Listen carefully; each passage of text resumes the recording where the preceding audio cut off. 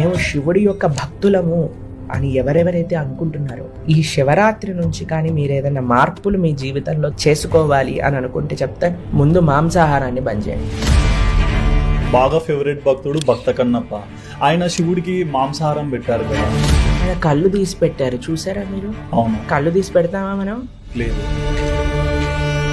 సరే, non vegetarian పెట్టారు, భక్త కన్నప్ప ఆ ప్రేమతో పెట్టాడు, శివుడు తిన్నాడా? లేదు. మరి